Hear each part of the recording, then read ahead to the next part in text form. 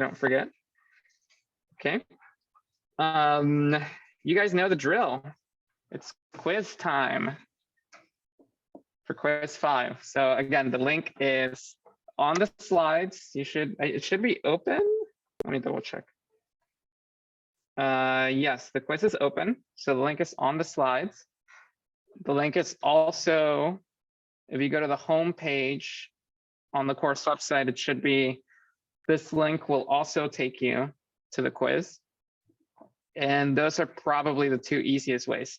So again, I use this to take attendance, helps me take attendance for the week, essentially. So please submit at least once in the next, 8 minutes, 10 questions. Yeah. Should be, yeah. Yeah. Yeah, let me open it up on the math review one. Okay. This one? The answer is 0. And I think that was meant to be option 2. So let me fix the quiz real quick. Yeah, I didn't, I prepared it right before lecture, so I didn't give Chi a chance to review it. So now you know that I make a lot of mistakes, and the only reason you don't see them is because Chi catches them before I send it out to you guys. Yes, this there should be a 0 there.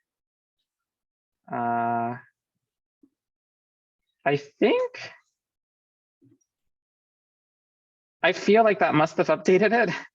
I don't know, give it a shot. Maybe refresh the page.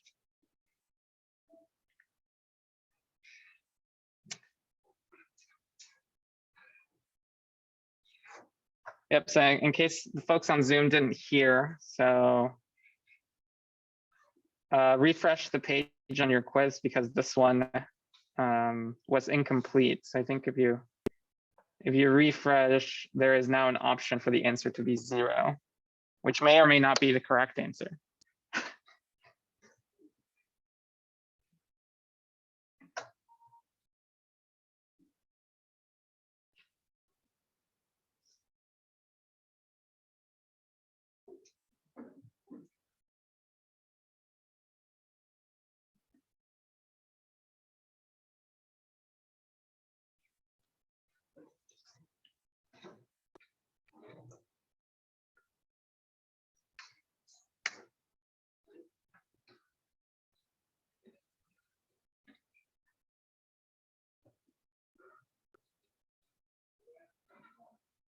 Oh, the Zoom is asking for a passcode.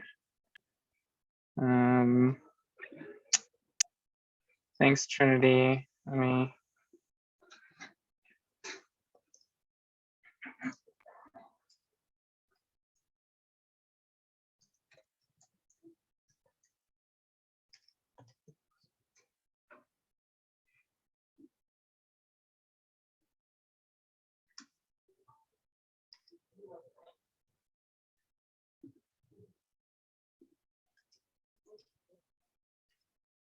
Let me double check the Zoom to make sure it's set up correctly.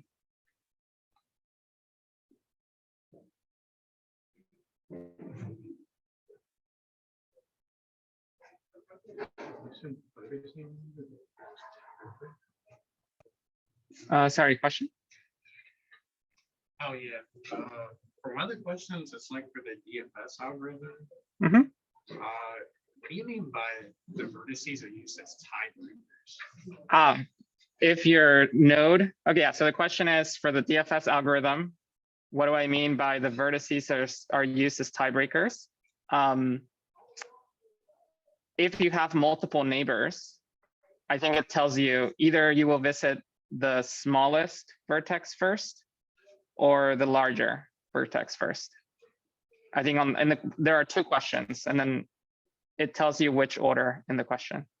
Okay. Yeah, so that's what, so by tiebreakers, it's not like when you have multiple neighbors in DFS, there is not, like we just say like visit any of them, but to get the right answer here, I'm telling you like, oh, you should, I think for one of the questions, it tells you like, visit the smallest value first. So in order, yeah. Gotcha. Thank you.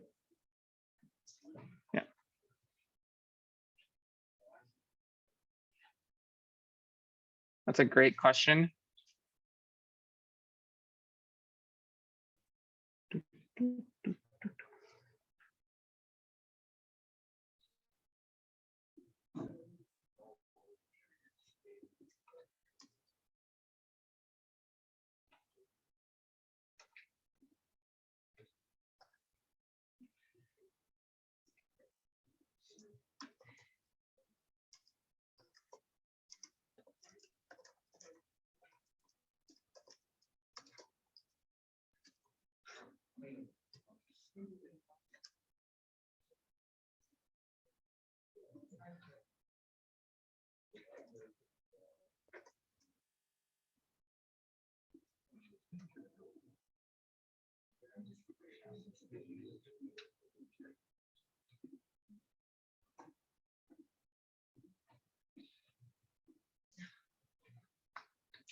Welcome to class.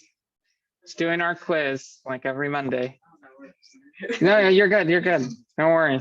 I totally understand.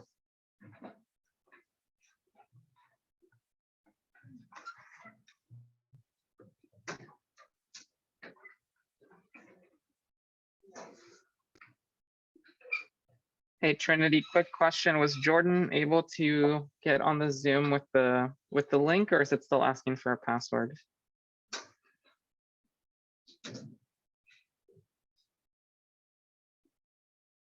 Okay. Okay. Yeah, thank you. Thank you, Trinity.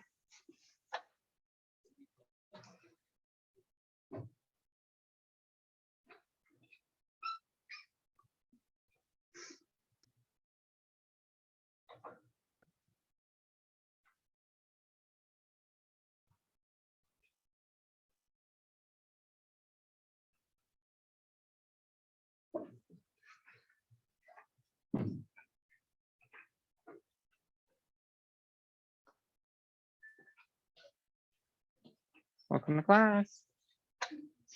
Yeah.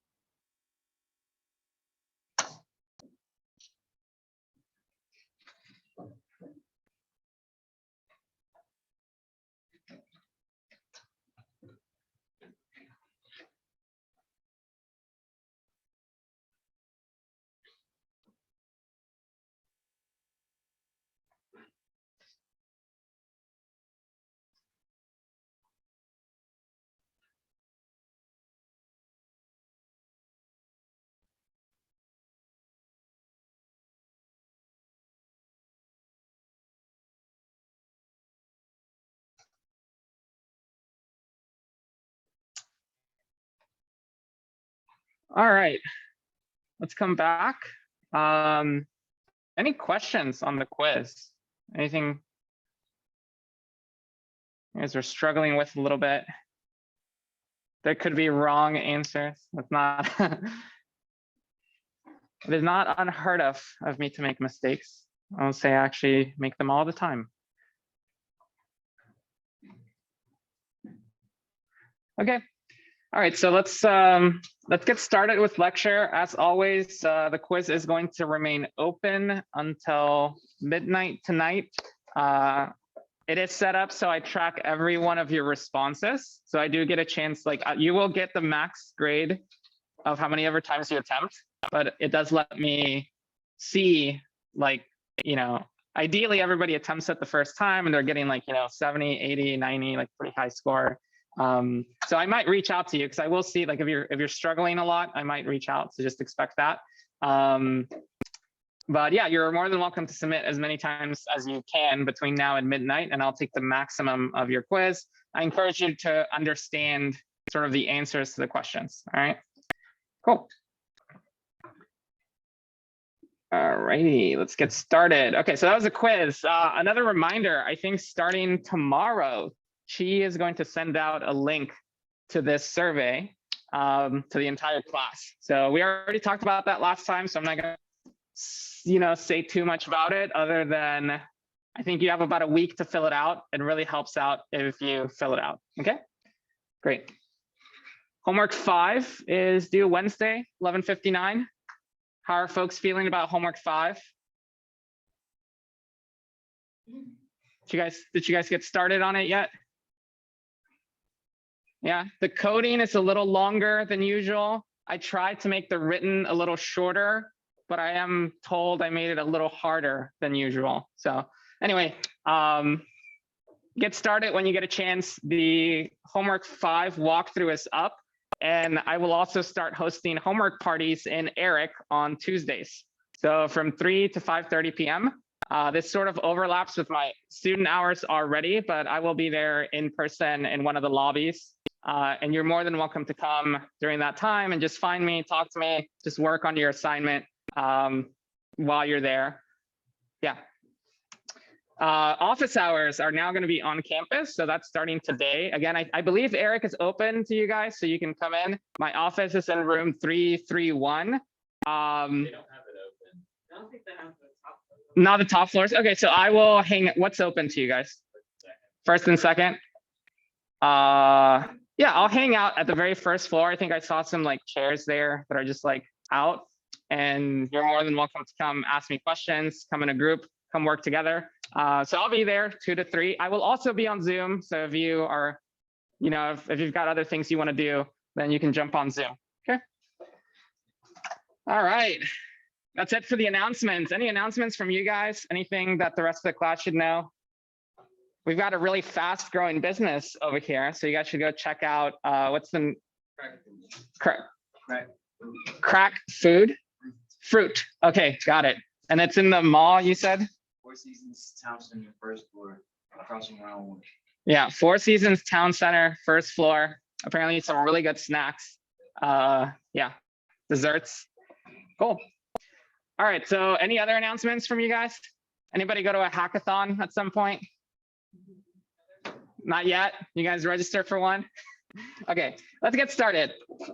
So today we are going to be wrapping up depth first search. We're going to cover a couple of the applications of the algorithm that we learned last week.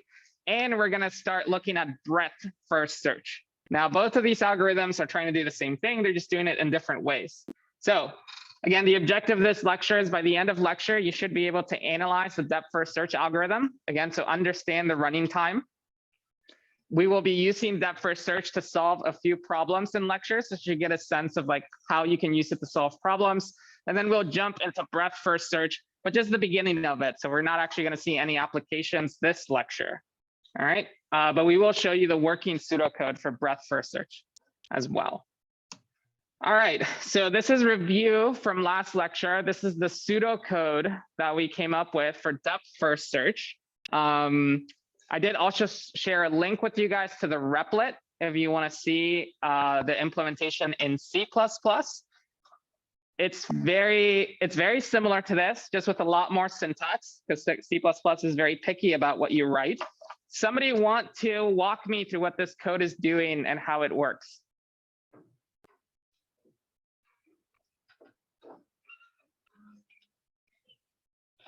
Maybe someone that's about to go to a hackathon.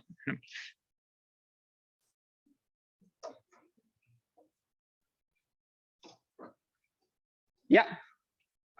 So for the start of it, you have your starting node of the graph. You're gonna make that equal to the current time. Okay. Or I guess not equal to like the start time equal to the current time. Yeah, so our node is going to have a property. It's going to keep track of a couple of things. It's going to keep track of its current state, aka its color, because remember we kept track of like, we've never visited you. So we start them all out as we've never visited. Then when we go there for the first time, we say like, okay, I'm working on you. And then when we finish all their neighbors, we say, okay, now you are finished, right? So it has that property.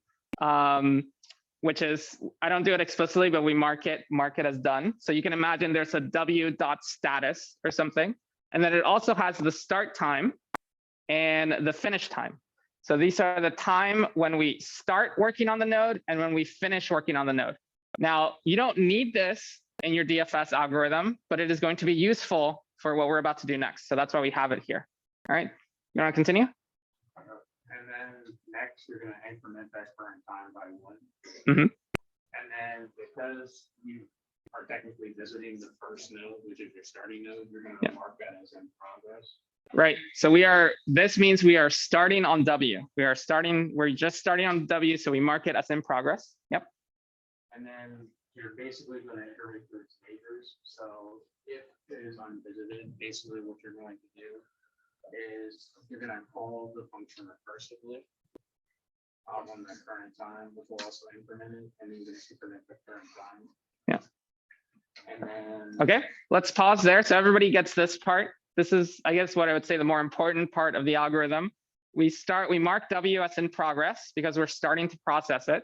And then what we do is we say, well, let me look at all of your neighbors, right? So we start at A and we say, let me iterate through your neighbors. This is the part where I don't tell you the order. The order doesn't matter. Doesn't really matter. You can do it in any order you want. It's just your immediate neighbors. In the quiz, I told you, hey, in order to get a specific sequence, you should visit the smaller number first, or you should visit the bigger number first, right? But yeah, essentially we look at the neighbors and we see, hey, have I visited you before? Or are you completely unvisited?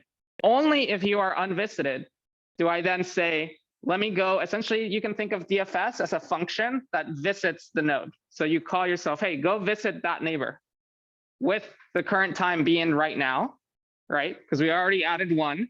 And then what DFS is going to return is it actually returns the finish time of the node.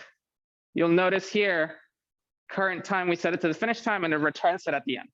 So this is going to return the time when you finished visiting V. So that means V is completely done. You have completely visited all of the neighbors that V goes to, right? So then what we do is we increment our time because we say, well, we need 1 more tick. We don't want any duplicates in our time, right? And then we wrap it up. We say, well, now I'm done with W because what happens, I have finished this for loop, which means I have visited all of its neighbors completely, right? So we say, okay, well, W is done. So I set your finish time. I mark you as done, and then I return. Is that clear? Cool. It's a very beautiful algorithm. It's very short, actually, but it's very complicated. It visits the entire graph. No matter how big your graph is, it'll go visit everything it can reach, okay? Cool. Any questions? All right. Hopefully, yeah, just make sure you do understand how this works. All right. So, I'm sorry. I don't know why that happened. This should be down here. Must have gotten moved. So one thing to notice is that DFS finds all possible nodes that you can reach. Okay, that should make sense to you. So no matter where I start in this graph, all of these nodes can be reached from some path. There is some path, right? So as long as there exists a path from my starting node, DFS will eventually get to that node. Okay, does that make sense? So if I had a question where I wanted to know, hey, who are all the people that my friend might know, right? Okay, so now nodes are people and edges are whether they're friends or not. So you can imagine they're undirected. I can actually start a DFS search on my friend, right, their node, and it will discover all the people they could possibly be connected with, right, through as many hops as possible, okay? Now this is what we call a connected component. So a connected component just means that there exists, for all the nodes in a connected component in a graph, there exists some way to get between them, right? So from this start node, there is, to get to here, there is a path. You can imagine you can have a graph that has like another node down here that is completely disconnected from this one. And the DFS algorithm we saw will not go to that node, right? Because there's no way to get to it. So like we mentioned, one application of DFS is finding all the connected components, which actually can come in quite handy in a lot of different, situations in the real world. Can anybody think of like another scenario where it might be helpful to know all the connected components of a particular networks, right? Networks. So if you're working in network topology, you're setting up your routers, you're setting up your internet. You might want to know like, hey, from this network, where can I send a packet to, right? Because the packet will go from router to router, and there might be some router like in the NSA that is not connected to your network, so you can't get to it, right? But you can use DFS to figure out who is everyone that I can get to. That's a great example. Yeah. And robotics as well. That's cool. That's cool. I'm learning stuff today. So one thing to note is, again, DFS only explores a connected component. So what you would do if you wanted to explore the entire graph is you would essentially have a for loop around your DFS, right? Where we explore we call it on one node, we explore all the connected component, and then we say, are there any nodes left over we haven't gone to that we didn't get to? That's a separate connected component. Let me start a DFS there.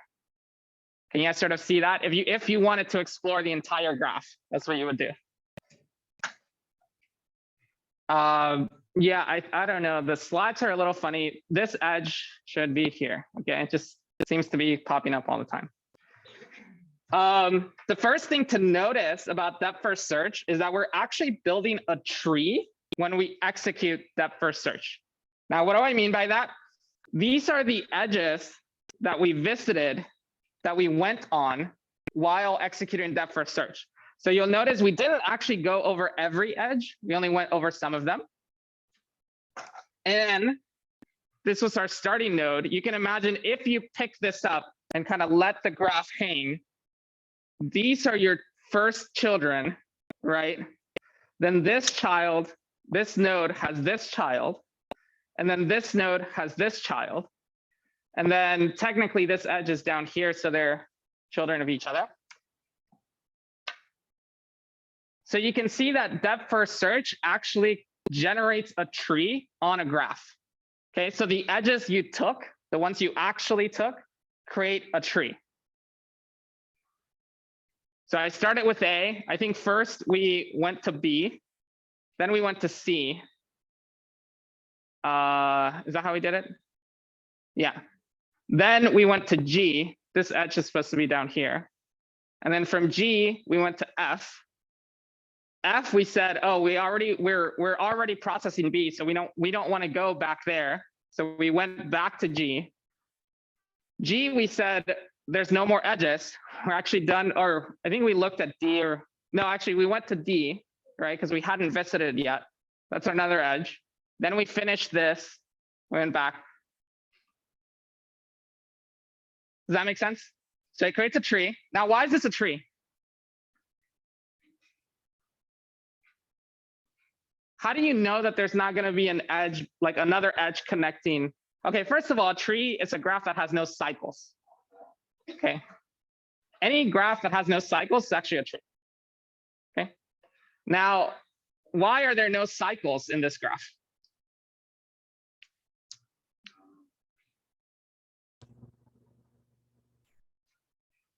It only points to neighbors, doesn't like. Uh-huh. So there are definitely edges, right? Like there's an edge here from B to F. So if I added this edge from B to F here, there would be a cycle. But why do we not add that edge? Because they're not neighbors. Yeah. Because the cycle involves going where you've already been before. In order to create a cycle, that means that you went back to somewhere you've already been before. But by definition, DFS never goes somewhere it's already processing. So it will not create a cycle. Okay. So that's why DFS defines a tree. So you can imagine you have a tree. Here are the unvisited edges. So just, for reference, they're still there, but we don't, like, when we talk about the DFS tree, we talk about just the edges that it actually took. Okay. And we call that the DFS tree. All right. So given this tree, or just thinking about it, what do you think is the running time on a connected component, on a single component that has n nodes and m edges? How long does DFS take to explore the entire connected component?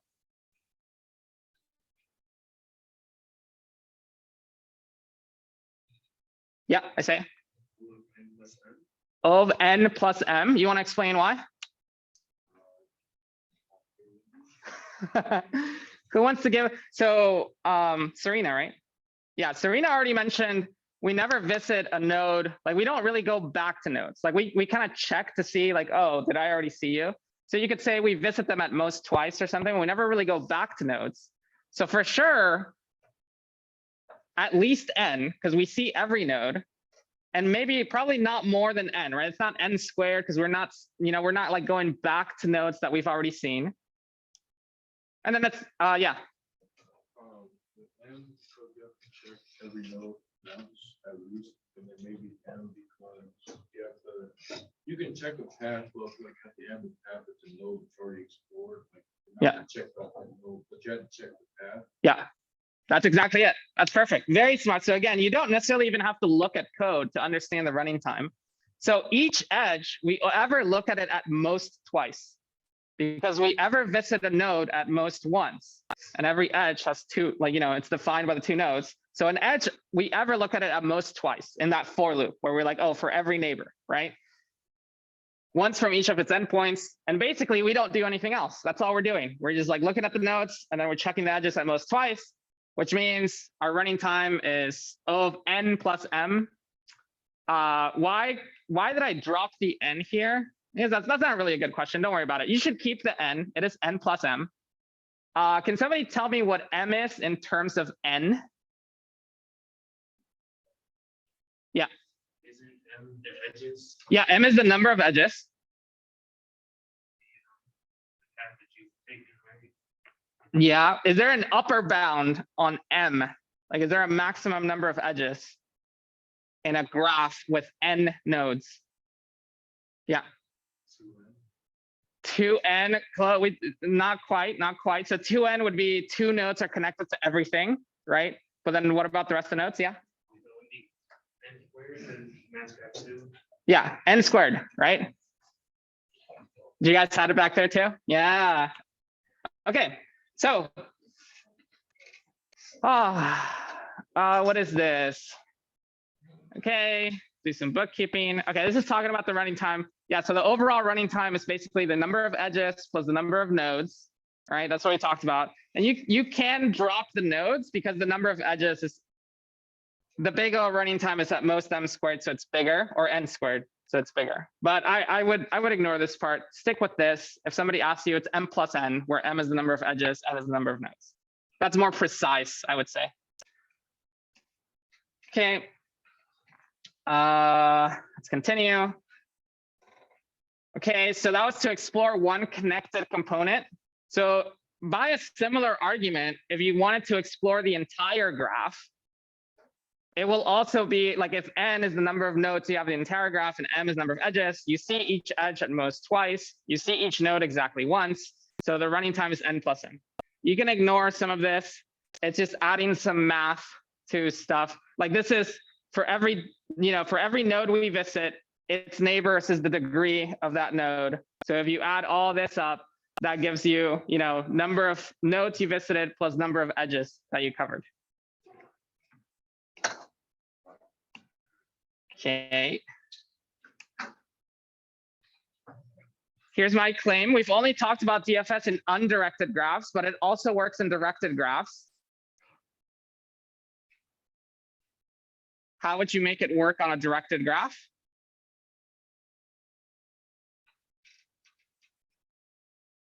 Yeah. Like conditional statements or something, because like it can't go. It can only go in the way that it's pointing. It can only go in the way that it's pointing. Yes. So you would modify the code so that you only look at the out neighbors, right? So you might, depending on how you implement it, you might need to have like if statements to check, is this going out or is this coming in? Or if you implement it as two separate lists, one which is just the out edges and one which is the in edges, then you can just iterate only over the out edges. Does the running time change?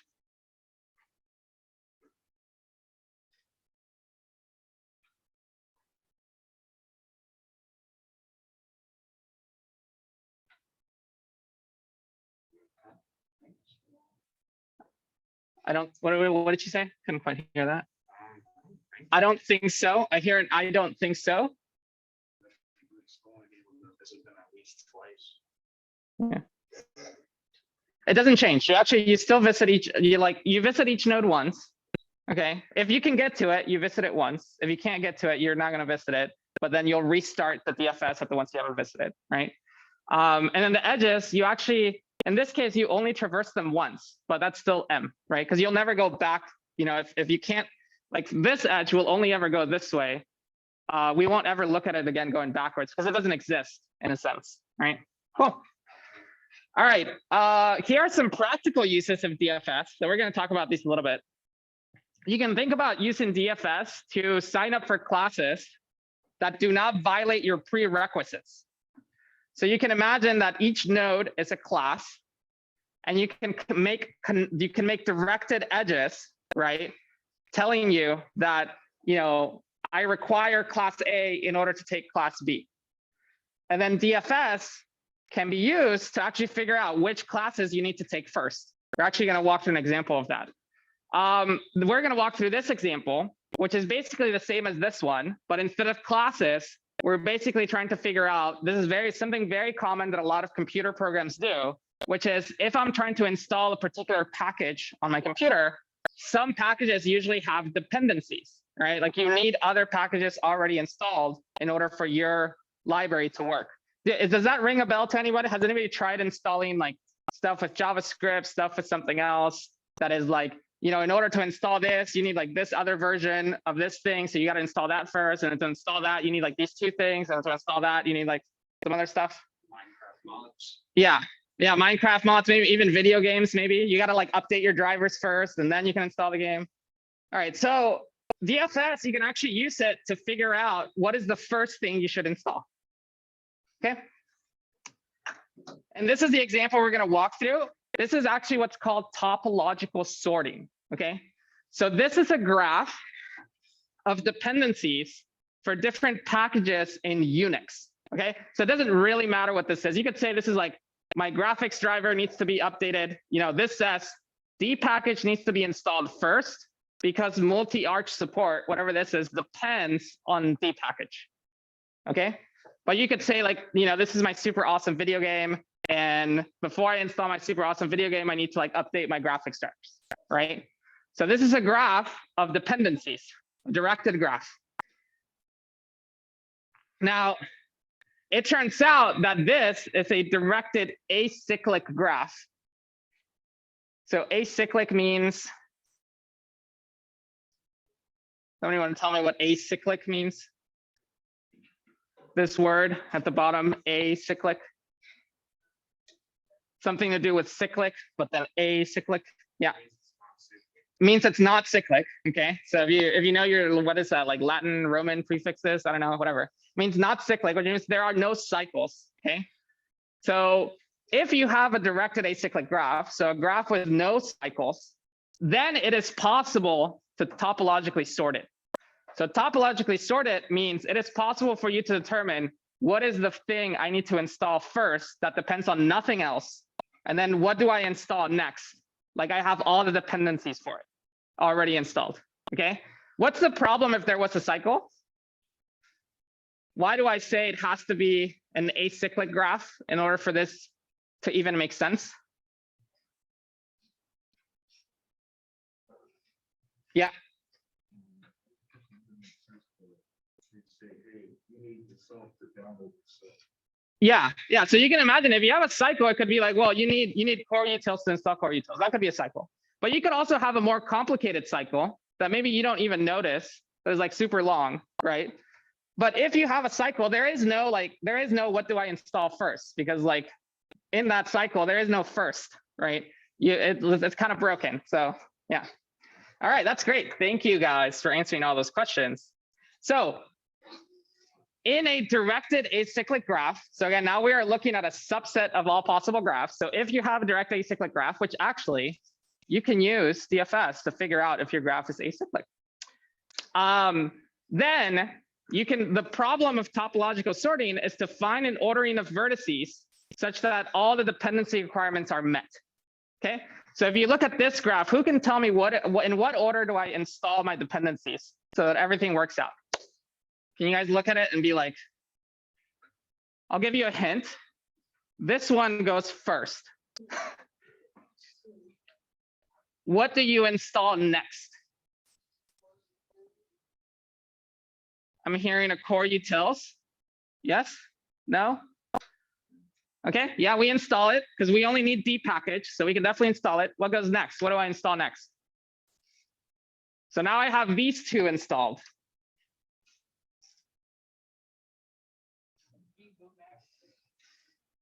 Yeah. What? Go back to the middle and you want to install. Okay, sure. We can install tar as well because that only depends on the package. So now we've got these three packages installed. What can I install next? Okay, I install this one because it only depends on core utils and D package, and I've got both of them already. What do I install next? This one, because it only depends on here and here, and I've already got it. And then this is the last one left, so I have to install this one at the end, right?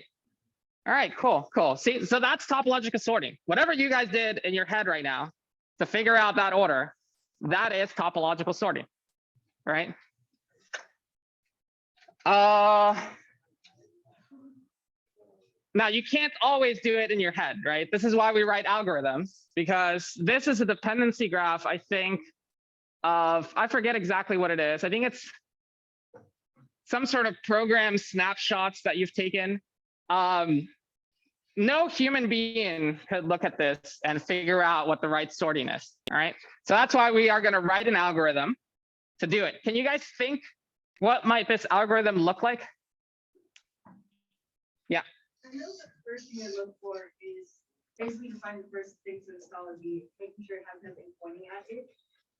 That's very clever. Yes, that is possible. You find something that has nothing pointing into it. That's actually called a sink. We didn't even cover that, but there, if you have a node that has nothing going into it, it's called a source node. And if you have a node that has nothing coming out of it, it's called a sink node. And we are going to cover it later in class. But yeah, you've come up with a, you thought of it. And then if you had come up with this back in the 70s, you would have gone to define the names that we use for them. Cool. You guys actually already have an algorithm that does this for you. Okay. This is how we're going to do it. I'm going to run DFS on this graph, starting in D package. It's not going to matter where I start, but I'm going to do it here. So my timer is going to start, current time is going to set to 0, right? And then I need to look at my neighbors and go to one of them. I'm going to happen to go to this one. Okay. You can try it out. There's many options. All of the options work, but we're going to walk through one example here, right? So I'm going to go there. Its start time is now 1, right? Then I look at my neighbors of this node and I go to the next one, right? Let's say I'm going to go over there. I'm going to set its start time to 2. Then I'm going to look at its neighbors and go to one of them. Let's go to that one, start 3. Then obviously this one has no neighbors, so I'm done with it. So I'm going to set its finish time and then go back, right? This is what happens when you run the rest of DFS. Okay, these are my start times and my finish times. All right. So I did tell you it was going to be useful to keep track of this information. That's why we wrote an algorithm that saved it. Why is it useful?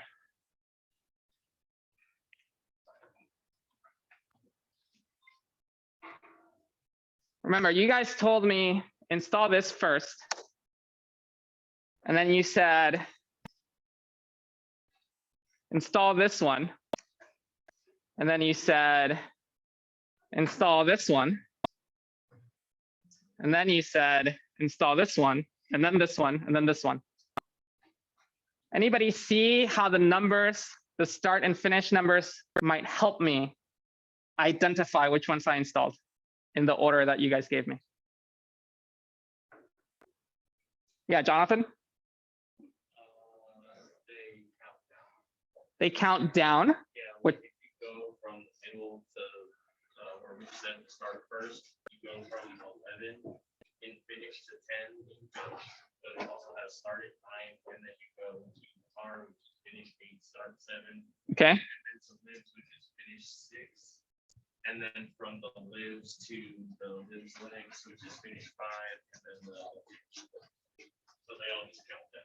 So one thing to notice, again, you don't necessarily know this is true, but at least for this example, it looks that if I look at my finish times in reverse order, it tells me the order in which I should install them. Do you guys see that? Now, you shouldn't necessarily be convinced. Now, what I'm going to say is actually the algorithm to topologically sort a graph is to run DFS on it. Okay. Keep track of the finish time of the nodes. And then in reverse order of the finish time, that is an ordering that is a valid topological sorting. That is actually, in the general case, that works. Of course, you shouldn't necessarily believe me that it works. It works in this example. Okay. But that is the algorithm. So you guys already have an algorithm to topologically sort a graph. So you can already solve this. If for whatever reason you've got a large dependency tree, somebody asks you, how do I figure out what to install first? You could be like, hey, I just code up DFS for you. Give me the graph, and then I'll tell you which one to install first. Okay. In general, so again, now that you have an example and you have a hypothesis, right? So you guys are like, wait, I noticed this. I think this is the right answer. Now you want to talk about it in general. Okay. So the first thing we're going to do is we're going to assume that the graph has no cycles. Again, so at the beginning, we said this only works for graphs without any cycles. All right. Here is the claim. In general, if there's an edge from A to B, then the finish time of B is going to be smaller than the finish time of A. That is the claim. Now, let's assume that claim is true. Let's say it's true. Do you guys see why that gives us a topological sorting?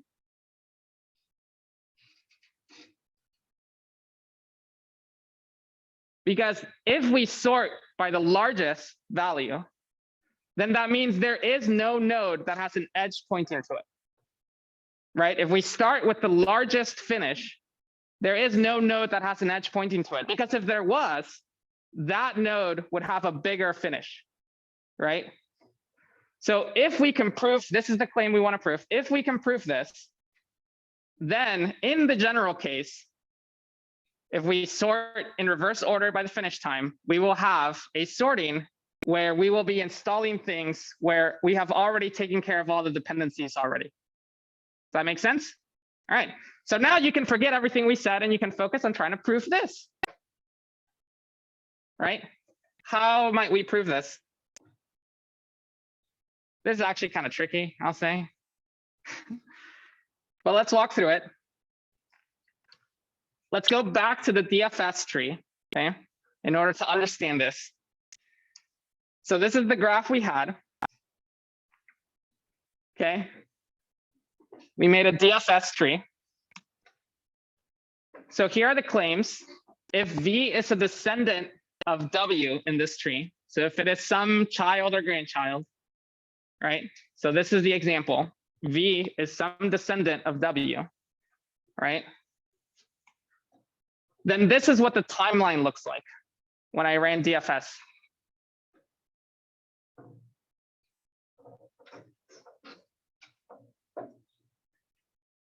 Okay, so we're going back. We said every DFS we run creates some tree, right?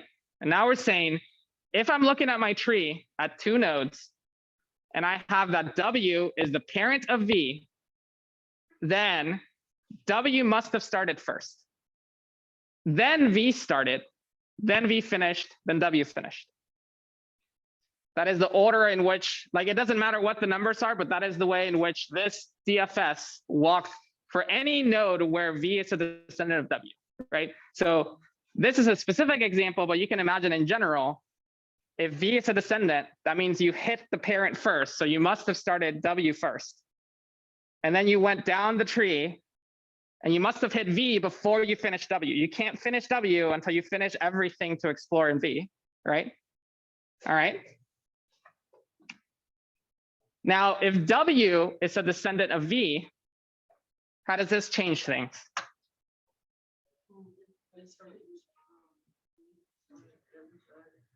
Yeah, you just swap them.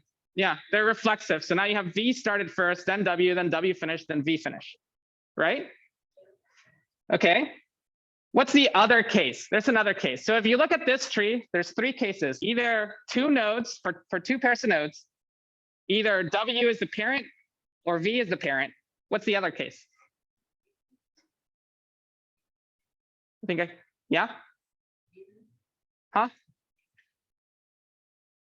Neither. Yeah, they're not related. Okay. So that's the last case. If neither are descendant of each other, right? So we have something like this where W was here and V was here, right? So they're not related in any way. They're just in the same tree. What does our timeline look like in that case?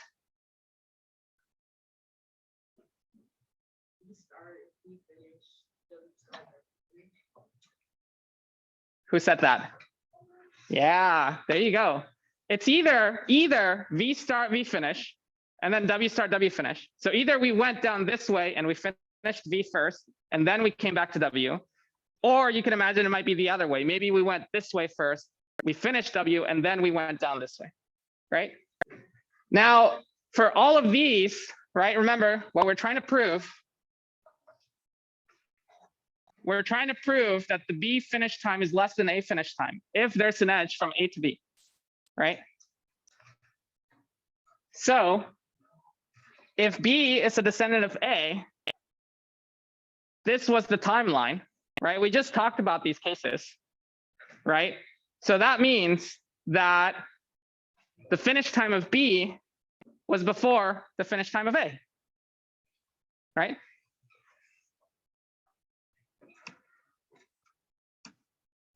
Again, case 2, if B is not a descendant of A, then notice that A can't be a descendant of B in the DFS tree, or else there'd be a cycle. So it looks something like this. So this is the 3rd case that we covered before, where they were not related to each other, right? Then again, we must have explored B before we explored A. Otherwise, we would have gotten from B, we would have gotten to B from A, because there's an edge from A to B. So we must have explored this side of the tree first, because if we had explored A first, we would have taken that edge going down to B. So B must have already been visited, right? So that means that the finish time of B, which is here, must be before the finish time of A. Okay? And that's it. That was the proof. You guys covered all the cases. So in every case, if we run that first search, if there's an edge from A to B, then the finish time of B is going to be smaller than the finish time of A, which means we can use that to topologically sort our graph. No matter what the graph looks like, you guys have now considered every possible case of ordering in the DFS tree. And for every case, you have argued if there's an edge from A to B, then B must have finished before A. Cool. That's it. Yeah. Yeah, that's it for today. So that is the final application of depth first search. We're going to cover breadth first search next lecture. And you can see an implementation of topological sorting on the replit, but it is not any different. I mean, it's basically DFS. And then you look at the graph and you find which nodes were the last to finish, or as you're doing DFS, when you finish a node, you can put it into a list. You're really just adding on. Yeah, you're just adding on to DFS. Cool. Thank you, guys.